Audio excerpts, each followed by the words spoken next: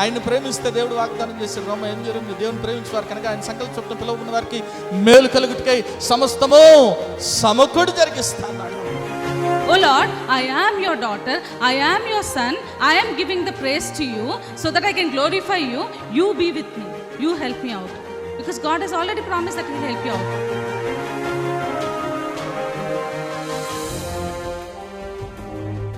ఎన్నో మార్లు ఆయన తప్పులు చేస్తూ పాపము చేస్తూ నీకు విరోధంగా నడుస్తున్న మా కొరకు నాయన, అవిధేయులైన మా కొరకు ప్రభా నాయన తండ్రి, నీవు ఆ సెలవులో వెల చెల్లించావు కదా నాయన తండ్రి. నీవు నాయన మరణాన్ని జయించడం ద్వారా సజీవుడు అవటం ద్వారా నాయన ప్రభా తండ్రి యేసయ్యా, మరి నాయన మేము ఈరోజు సజీవులుగా ఉన్నాం కదా తండ్రి.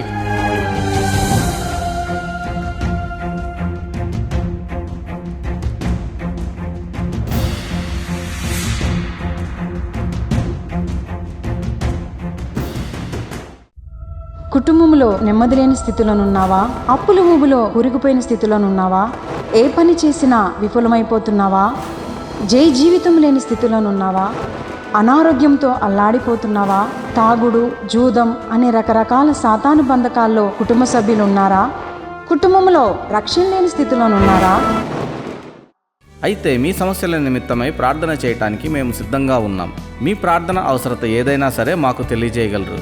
El Shaddai Prayer Tower, 306 3rd floor, Eden Square, above Spar Hypermarket, beside Apollo Hospital, Secunderabad. మా ఫోన్ నంబర్ 8885013886. దేవుడు మీ ప్రతి అవసరతను క్రీస్తు యేసు మహదైశ్వర్యంలో తీర్చునుగాక. అందరికి ప్రైజ్ లార్డ్ అండి. లాస్ట్ సండే ఫీవర్ వచ్చింది, చర్చి దాకా వచ్చాను. పైకి వద్దామనే లోపు అసలు ఓపిక లేకపోయింది. బాగా షవరింగ్ వస్తుందని అట్నే కార్లో పడిపోయాను. ఆ రోజు ఆఫ్టర్నూన్ ట్యాబ్లెట్స్ తీసుకున్నాను, పర్లేదు అనిపించింది. మండే యథావిధిగా మళ్ళీ డ్యూటీకి వెళ్ళాను. ఆ రోజు నైట్ పడుకుండిపోయాను. ట్యూస్డే మార్నింగ్ లేవాలంటే ఓపిక లేదు అసలు. బ్రదర్ కాల్ చేసి చెప్పాను, బ్రదర్ ఇట్లా ఫీవర్ వచ్చిండి ఓపిక ఉండట్లేదని చెప్పాను. బ్రదర్ ఉండి ప్రేయర్ చేశారు. నెక్స్ట్ డే వరకు తగ్గిపోతుందని చెప్పారు. పోయి బ్లడ్ టెస్ట్కి ఇచ్చేసి ప్లేట్ సెల్స్ డౌన్ అవుతున్నాయని చెప్పారు.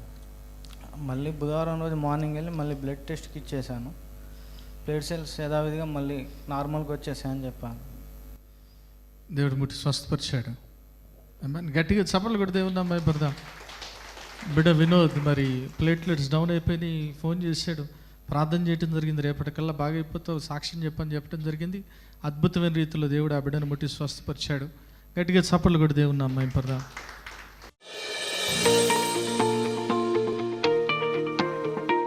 బైబిల్ గ్రంథంలోంచి యెషయా 61:1-3. ప్రభుయగు యెహోవా ఆత్మ నా మీదకు దిగి వచ్చి ఉన్నది, దీనులకు సువార్తమానము ప్రకటించుటకు యెహోవా నన్ను అభిషేకించును, నలిగిన హృదయము గల వారిని దృఢపరచుటకును, చెరలోనున్న వారికి విడుదలను, బంధింపబడిన వారికి విముక్తిని ప్రకటించుటకును, యెహోవా హితవచనము మన దేవుని ప్రతిదండన దినమును ప్రకటించుటకును, దుఃఖాక్రాంతులందరినీ ఓదార్చుటకును, సియోనులో దుఃఖించు వారికి ఉల్లాస వస్త్రం ధరింపచేటుకును, బూడిదకు ప్రతిగా పూదండను, దుఃఖమునకు ప్రతిగా ఆనంద తైలమును, భారభరితమైన ఆత్మకు ప్రతిగా స్తుతి వస్త్రమును వారికి ఇచ్చుటకును ఆయన నన్ను పంపినాడు. యెహోవా తన్ను మహిమపరచునట్లు మస్తకి వృక్షములనియు యెహోవా నాటిన చెట్లనియు వారికి పేరు పెట్టబడును. ఒకసారి గట్టి దేవుని స్తుతులు చెప్దాం. హల్లెలూయా. ఎవరిని గురించి ఈ మాట రాయబడింది? యేసుక్రీస్తు ప్రభు గురించి ఈ మాట రాయబడింది. యేసుక్రీస్తు ప్రభు గురించి మరి వాగ్దానం రాయబడినట్లు మనం చూస్తాం. ఈ వాగ్దానము, ఈ మాట ఎవరు చదివారు? మీరు కొత్త నిబంధన గ్రంథం చూస్తే ఎవరు చదివారంట? యేసుక్రీస్తు ప్రభు చదివాడు. లూకా సువార్త 4:18 చూస్తే యేసుక్రీస్తు ప్రభు ఈ మాట చదివి వెంటనే ఈ మాట మీ వినికిడిలో నెరవేర్చబడును గాక, నెరవేర్చబడినది అని చెప్తున్నట్లు మనం చూస్తామేమే. హల్లెలూయా, హల్లెలూయా. తర్వాత ఇంటికి వెళ్ళి చదువుకోండి. చూడండి, యేసుక్రీస్తు ప్రభుని గురించిన మాట అక్కడ రాయబడింది. ఎందుకు వచ్చాడంటే యేసుక్రీస్తు ప్రభు ఈ లోకానికి బీదలకి సువార్త ప్రకటించడానికి వచ్చాడు, నలిగిన వారిని విడిపించడానికి వచ్చాడు, గురుడి వారికి చూపును అనుగ్రహించడానికి వచ్చాడు, చెరలోనున్న వారికి విడుదలని ఇవ్వటానికి వచ్చాడు, ప్రభు యొక్క హితవత్సరం ప్రకటించడానికి వచ్చాడు. అంత మాత్రమే కాదు, భారభరితమైన ఆత్మను తొలగించి స్తుతి వస్త్రాన్ని ధరించడానికి ఈ లోకానికి దేవుడు వచ్చాడు. మన దుఃఖాన్ని తొలగించి సంతోషాన్ని అనుగ్రహించడానికి, మన వేదనను బాధను తొలగించి ఆనందాన్ని అనుగ్రహించడానికి యేసుక్రీస్తు ప్రభు ఈ లోకానికి వచ్చినట్లు మనం చూస్తాం. ఆమేన్, హల్లెలూయా. ఈరోజు నువ్వు వేదనలో ఉన్న, బాధలో ఉన్న, కష్టంలో ఉన్న, శ్రమలో ఉన్న, ఏ ఇబ్బందుల్లో ఉన్నా సరే దేవుడు నీకు విడుదలను అనుగ్రహించడానికి ఈ లోకానికి వచ్చాడు. నమ్మిన వారు దేవుని స్తుతులు చెప్దాం. హల్లెలూయా. అయితే దీని గురించి నేను ఈరోజు మీతో మాట్లాడలేదు, కానీ అక్కడ మరి దేవుడు ఒక పేరు పెడుతున్నాడంట. ఏమని పేరు పెడుతున్నాడు? 3వ వచనంలో చివరి భాగంలో చూస్తే, నీతి అను మస్తకి వృక్షము యెహోవా చెట్లు అని వారికి, నాటిన చెట్లు అని వారికి ఎవరికి పేరు పెట్టబడింది అంటే, ఎవరైతే ఈ బాధలన్నిటిలో నుంచి విడుదల పొందుకుంటారో, ఎవరైతే కష్టాల్లోంచి విడుదల పొందుకుంటారో, ఎవరైతే చూపును పొందుకుంటారో, ఎవరైతే భారభరితైన ఆత్మను తొలగించి దేవుడు స్తుతి వస్త్రాన్ని ఇస్తారో, వారందరికి కూడా దేవుడు పెడుతున్న పేరు ఏంటంటే నీతి అను మస్తకి వృక్షం. ఆమేన్. హల్లెలూయా. ఓక్ ఆఫ్ రైచియస్నెస్. ఈరోజు నేను మీతో ఓక్ ఆఫ్ రైచియస్నెస్ గురించి పంచుకోవాలనుకుంటున్నాను. నీతి అను మస్తకి వృక్షం గురించి నేను మీతో ధ్యానించాలనుకుంటున్నాను. ఒకసారి గట్టి దేవుని స్తుతులు చెప్దాం. హల్లెలూయా. హల్లెలూయా. దేవుడు ఏమని పిలుస్తున్నాడు మనల్ని? నీతి అను మస్తకి వృక్షం అని పిలుస్తున్నాడు. యెహోవా నాటిన చెట్టు అని పిలుస్తున్నట్లు మనం చూస్తాం. ఆమేన్. హల్లెలూయా. ఎవరైతే ఆయన యందు విశ్వాసం ఉంచుతారు. ఏంటి నీతి? ఏంటి నీతి? ఏంటి? నీతిమంతుడు ఒక్కడు లేడు, ఏ భేదం లేదు. మనం ఆయన అనుగ్రహించి మహిమను పొందలేకున్నాం. మరి ఎట్లా మనం నీతిమంతులుగా మార్చబడతాం? ఆదికాండం 15వ అధ్యాయం 6వ వచనం చూస్తే, అబ్రహాము ఏం చేశాడంట? అబ్రహాము యెహోవా యందు విశ్వాసం ఉంచెను, అది అతనికి నీతిగా ఎంచబడును. ఆమేన్. హల్లెలూయా. ఈరోజు నీవు ఏ రీతిగా నీతిమంతునిగా మార్చబడతావంటే, నీవు దేవుని యందు విశ్వాసం ఉంచడం ద్వారా నీవు నీతిమంతునిగా మార్చబడతావు. ఆమేన్. హల్లెలూయా. ఎవరైతే నీతిమంతులుగా మార్చబడతారో, ఎవరైతే దేవుని యందు విశ్వాసం ఉంచుతారో వారు ఎవరంట? యోహాను సువార్త 1వ అధ్యాయం 12వ వచనం ఏమని రాయబడింది? యోహాను సువార్త 1:12, తన్ను ఎందరు అంగీకరించుదురో వారందరికీ అనగా నామమందు విశ్వాసం ఉంచిన వారికి, తన నామమందు విశ్వాసం ఉంచిన వారికి దేవుని పిల్లలగుటకు ఆయన అధికారం అనుగ్రహించాడు. దేవుని పిల్లలగుటకు ఆయన అధికారము. ఆమేన్. హల్లెలూయా. ఎవరైతే ఆయన యందు విశ్వాసం ఉంచుతారో వారిని ఏమని పిలుస్తున్నాడు? ఎవరంటే వాళ్ళు? సో ఈ దేవుని పిల్లలకు పెట్టిన పేరేంటి? ఆయన నీతి అను మస్తకి వృక్షం అంటున్నాడు. ఓక్ ఆఫ్ రైచియస్నెస్ అంటున్నాడు. ఆమేన్. హల్లెలూయా. ఈరోజు నేను మీతో ఆ మస్తకి వృక్షం, ఆ సింధూర వృక్షం, సింధూర మస్తకి వృక్షం. ఎవరి సింధూర మస్తకి వృక్షం తెలుసా మీకు? యెషయా గ్రంథం 6వ అధ్యాయం 13వ వచనం ఏమని రాయబడింది? యెషయా గ్రంథం 6వ అధ్యాయం ఆఖరి వచనం చదవండి. దానిలో 10వ భాగం మాత్రము విడవబడినను, అదిను నాశనమగును. సింధూర మస్తకి వృక్షములు నరకబడిన తర్వాత అది మిగులియుండు మొద్దు వలె నుండును. ఆమేన్. హల్లెలూయా. అటు మొద్దు నుండి ఏం పుడుతుందంట? పరిశుద్ధమైన ఎవరి చిగురు? యేసుక్రీస్తు ప్రభు. ఆమేన్. హల్లెలూయా. ఎవరి సింధూర మస్తకి వృక్షము మొద్దు చిగురు ఎవరు అంటే యేసుక్రీస్తు ప్రభు. ఆ యేసుక్రీస్తు ప్రభు పిల్లలుగా మనకేం పేరు పెడుతున్నాడంటే నీతి అను మస్తకి వృక్షం అంటున్నాడు. ఆమేన్. హల్లెలూయా. యెహోవా నాటిన చెట్లు అని పేరు పెడుతున్నాడు. ఆమేన్. నమ్మిన వారు ఒకసారి దేవుని స్తుతులు చెప్దాం. హల్లెలూయా. హల్లెలూయా. చూడండి, ఈ మస్తకి వృక్షం కింద, లేదంటే ఈ సింధూర మస్తకి వృక్షం కింద అబ్రహాం ఏం చేశాడు? మీరు చూసినట్లయితే బైబిల్ గ్రంథంలో ఆదికాండము 13వ అధ్యాయము 18వ వచనం చదవండి. అప్పుడు అబ్రహాము తన గుడారము తీసి హెబ్రోనులోని మమ్రే దగ్గరనున్న సింధూర వృక్షవనంలో దిగి అక్కడ యెహోవాకు బలిపీఠమును కట్టెను. ఆమేన్. ఏం చేస్తున్నాడు అబ్రహాము గారు అంటే, ఈ సింధూర వృక్ష వనములో ఏం చేస్తున్నాడు? దేవునికి అంటే ఆ సింధూర వృక్ష వనం is the residing place of God. ఆ సింధూర వృక్ష వనము మొద్దు చిగురు నుంచి ఎవరు వచ్చారు? యేసయ్య వచ్చాడు. ఆమేన్. హల్లెలూయా. హల్లెలూయా. ఎందుకు అక్కడ పెడుతున్నాడు? మీరు చూసినట్లయితే బైబిల్ గ్రంథంలో దేవుడు చెప్పాడు అబ్రహాంతో, నేను చూపించిన ప్రదేశానికి వెళ్ళు, నేను ఆశీర్వదిస్తా అన్నాడు. బయలుదేరాడు. ఎవరెవరు బయలుదేరారు? అబ్రహాం బయలుదేరాడు, శారా బయలుదేరింది, అదే రీతిగా లోతు కూడా బయలుదేరాడు. బయలుదేరిన తర్వాత ఎక్కడికి వచ్చాడంటే 12వ అధ్యాయం 6వ వచనం చూస్తే ఫస్ట్ మొదట ఎక్కడికి వచ్చాడు? అప్పుడు అబ్రహాము షెకెములందరినీ ఒక స్థలము దాకా ఆ దేశపు సంచారము చేసి మోరే దగ్గర ఉన్న సింధూర వృక్షము మొట్టమొదటి ఎక్కడికి వచ్చాడంటే ఫస్ట్ దేవుని మాటను అనుసరించి సింధూర వృక్షం దగ్గరికి వచ్చాడు. వచ్చిన తర్వాత మరి దేవుడు ఏదైతే ప్రదేశం చూపించాడో ఆ ప్రదేశానికి వెళ్ళారు. అయితే గొడవ జరుగుతుంది. ఎవరికి గొడవ జరుగుతుంది?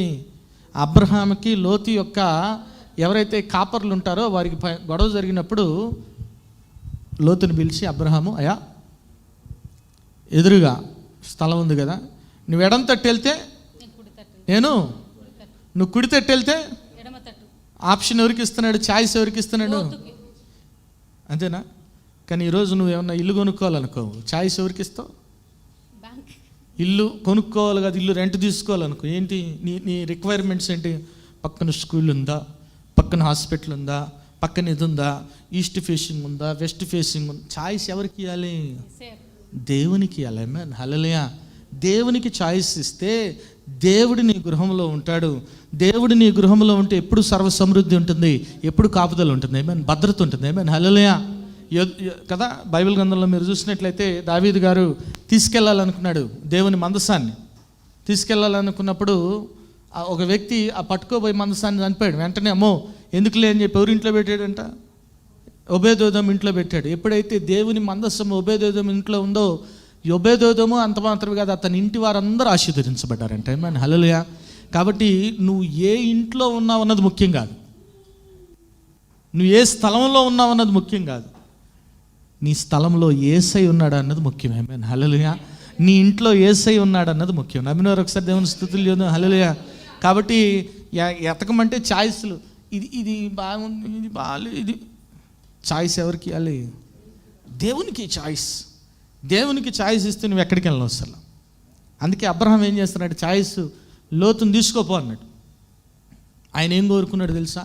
అబ్బా యోర్దాను నది ప్రాంతం అబ్బా ఎంత చక్కగా ఉందో అని తీసుకున్నాడు. చివరికి ఏమైంది? అది సొదొమ గొమొరగా మార్చబడింది, నాశనం అయిపోయింది. హల్లెలూయా. ఈయన మాత్రం ఎక్కడికి వచ్చాడంట? హెబ్రోనుకు వచ్చి ఆ మెమ్రే దగ్గర ఏం చేస్తున్నాడు?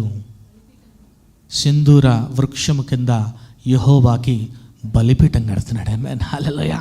యెహోవా యందు, దేవుని యందు విశ్వాసం ఉంచాడు కాబట్టి అబ్రహాము నీతిమంతుడిగా ఎంచబడ్డాడు. ఆమేన్, హల్లెలూయా.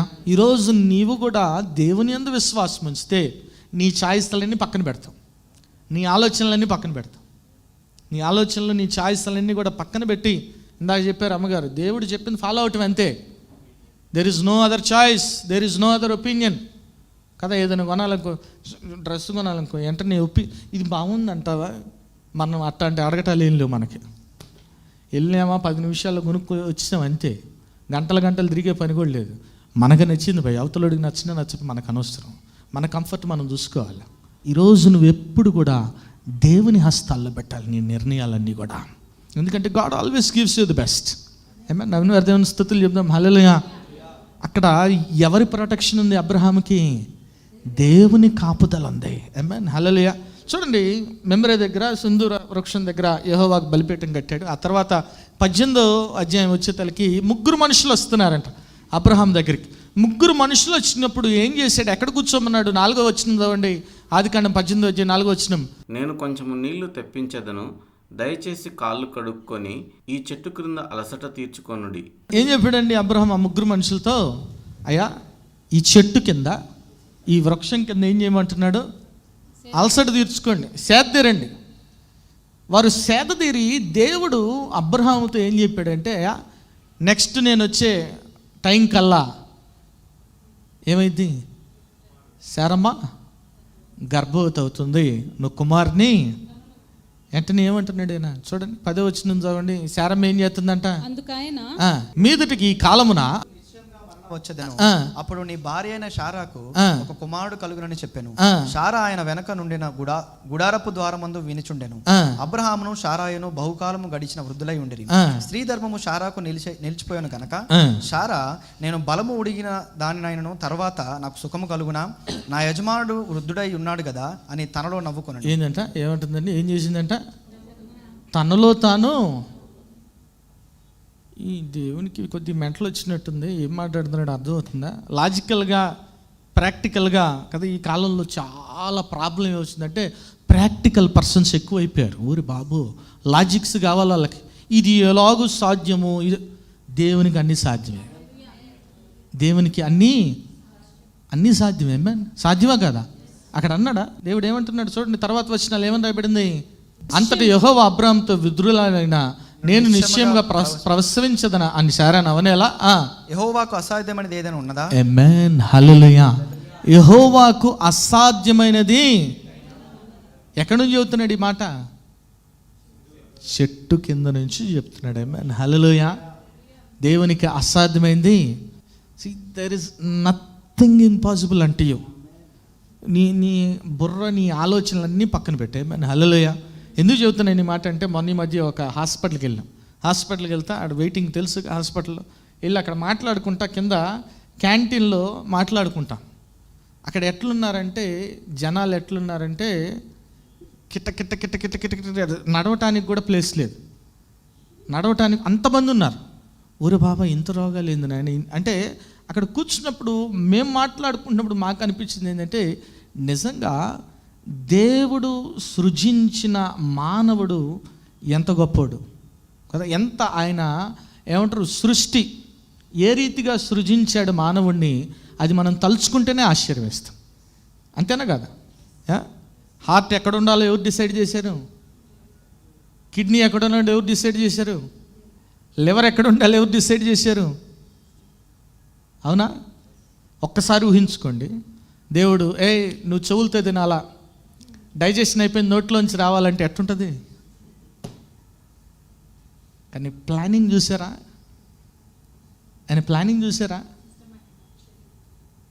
నిజంగా అందుకే కీర్తనకారుడు అంటాడు 139 కీర్తన 13-14 వచనాలు చూస్తే, హౌ హీ మేడ్ అస్.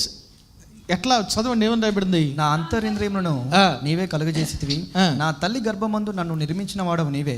నీవు నన్ను కలగజేసిన విధము చూడగా భయమును ఆశ్చర్యమును నాకు పుట్టించున్నవి. ఏంటంటే, నువ్వు నన్ను కలగజేసిన విధము చూడగా ఏం కలుగుతుందంట? భయము అన్నా. సో దేవుడు నిన్ను ఎట్లా కలగజేసాడో అని నీకు తెలియదు. ఏదైనా క్యాన్సర్ వచ్చినోడికి అంతా బాగానే ఉంటారు. వెళ్ళిన తర్వాత ఏం చెబుతాడు? అమ్మ నీకు 3rd స్టేజ్ 4th స్టేజ్. ఎందుకంటే సిమ్టమ్స్ కనబడతాయి వెంటనే. ఏసిమ్టమాటిక్ తెలియదు కదా. ఇవన్నీ కూడా తలుచుకుంటే ఎట్లుంటుంది? దేవుడు సృజించిన మన బాడీ, శరీరం నిజంగా ఎంత ఆశ్చర్యం కదా. ఆమేన్, హల్లెలూయా, హల్లెలూయా. మరి ఇదే నీకు తెలీదు, దేవుడు ఎలా చేయగలడు అని ఎట్లా అడుగుతావు? నీ శరీరం గురించే నీకు తెలియదు, తెలుసా?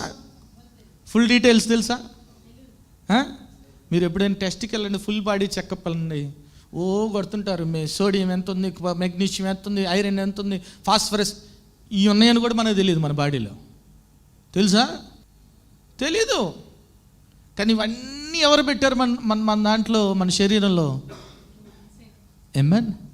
మొన్ననే ఒక శాస్త్రవేత్త చనిపోయాడు, ఆయన పేరు గుర్తులేదు, కానీ ఆయన శాస్త్రవేత్త ఏం చేశాడంటే, ఒక థియరీ, అసలు ఎట్లా వచ్చింది ఈ సృష్టి, ఎట్లా వచ్చింది అంతా.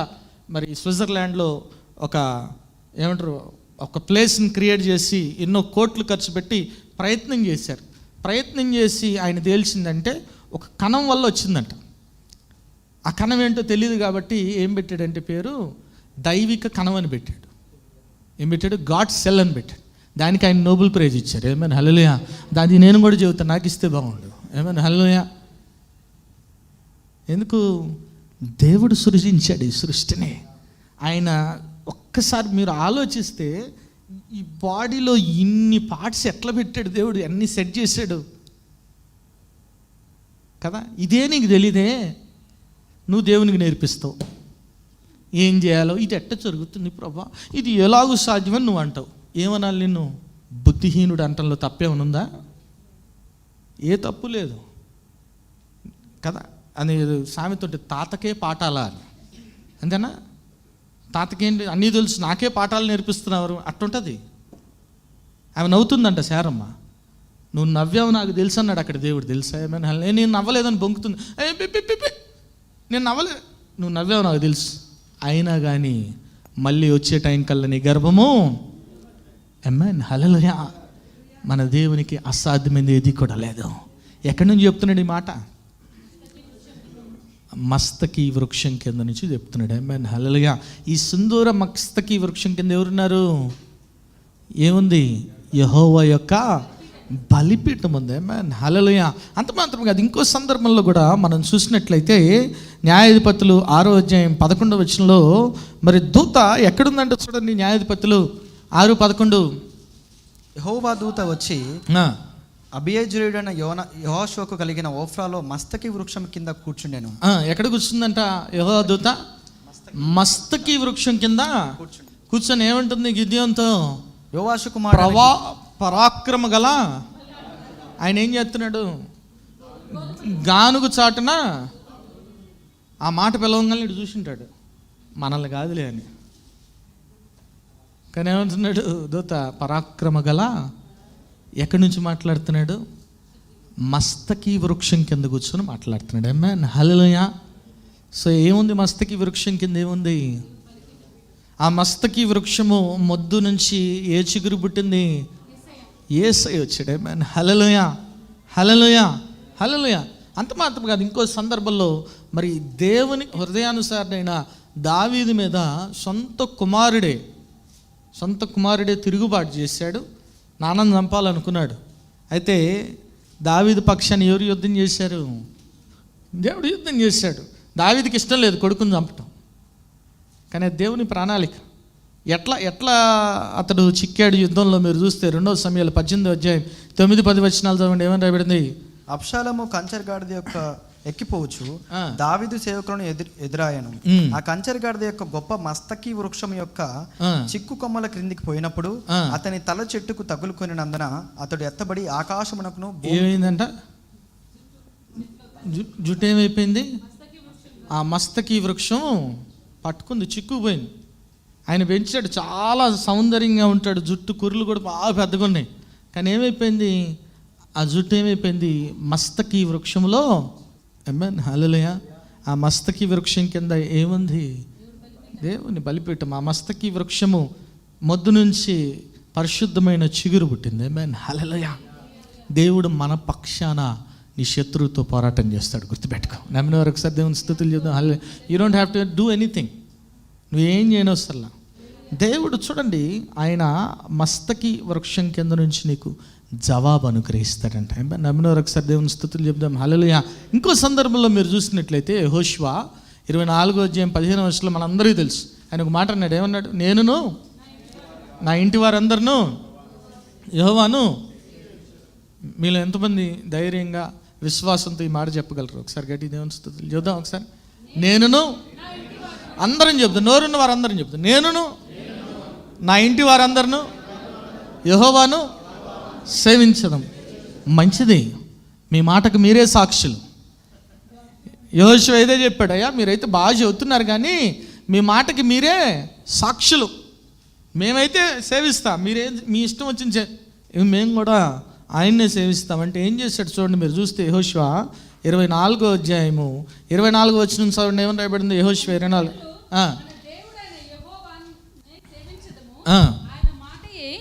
విందుమని యెహోషువతో చెప్పి అట్లు యెహోషువ ఆ దినమున ప్రజలతో నిబంధన చేసి వారికి షెకేలుతో కట్టడను విధిని షెకేములో కట్టడను విధిని నియమించి దేవుని ధర్మశాస్త్ర గ్రంథములో ఆ వాక్యములు రాయించి పెద్ద రాతిని తెప్పించి యెహోవా పరిశుద్ధ స్థలములో ఉన్న సింధూర వృక్షము కింద దాన్ని నిలబెట్టి. ఎక్కడ నిలబెట్టాడంట? సింధూర వృక్షము కింద దాన్ని ఏం చేస్తున్నాడు? మీరు దేవునితో నిబంధన చేశారు బాయ్.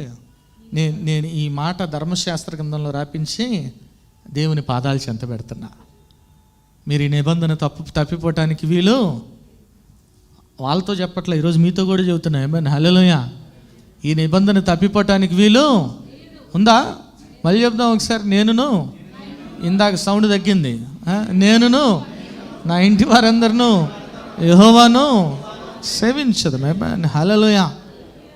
ఎందుకు అక్కడ పెట్టాడు అంటే ఆ సింధూర మస్తకి వృక్షం కింద అబ్రహాము యెహోవా బలిపీఠం కట్టించాడు. ఒకసారి గట్టిగా దేవుని స్తుతులు చెప్దాం. హల్లెలూయా.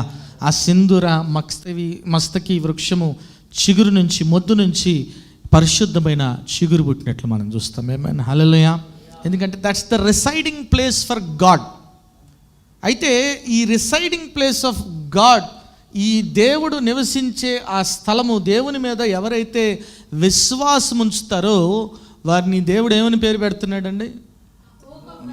నీతి అను మస్తకి వృక్షం అంటున్నాడు. ఒకసారి గట్టి దేవుని స్తుతులు చెప్దాం. హల్లెలూయా.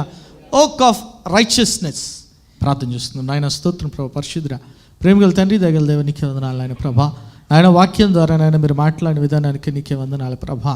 అవును తండ్రి నాయన ప్రభా, నీతి అను మస్తకి వృక్షం అని పేరు పెడుతున్నావు నాయన. యెహోవా నాటిన చెట్టు అని నాయన పేరు పెడుతున్నావు కదా నాయన ప్రభా.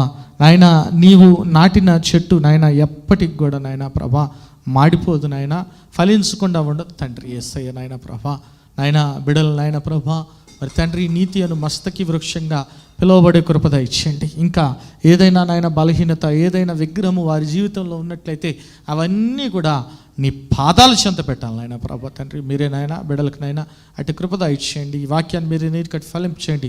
ప్రతి ఒక్క బిడ్డ కూడా వాక్యానుసారం జీవించి ఫలించడు కమల వాళ్ళు కృప దయచేయమని, ప్రతి ఒక్క బిడ్డను దీవించి ఆశీర్వదించమని యేసు నామమున పెట్టి వేడుకొని ప్రార్థిస్తున్నాము తండ్రి.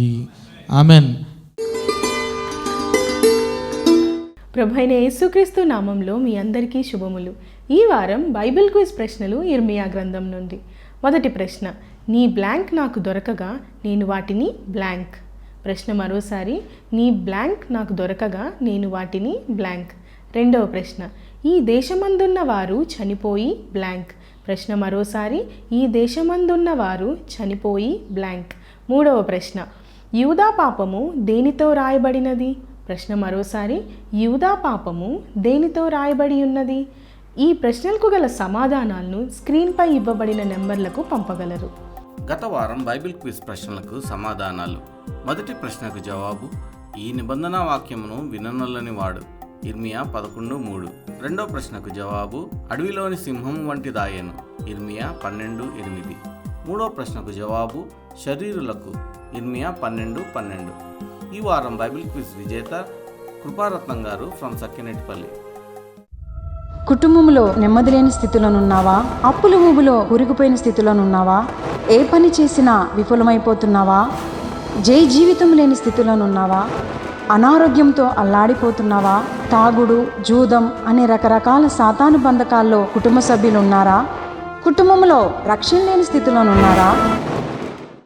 అయితే మీ సమస్యల నిమిత్తమై ప్రార్థన చేయటానికి మేము సిద్ధంగా ఉన్నాం. మీ ప్రార్థన అవసరత ఏదైనా సరే మాకు తెలియజేయగలరు. El Shaddai prayer tower, 306 3rd floor, Eden square, above Spar hypermarket, beside Apollo hospital, Secunderabad. మా ఫోన్ నంబర్ 8885013886. దేవుడు మీ ప్రతి అవసరతను క్రీస్తు యేసు మహదైశ్వర్యంలో తీర్చునుగాక.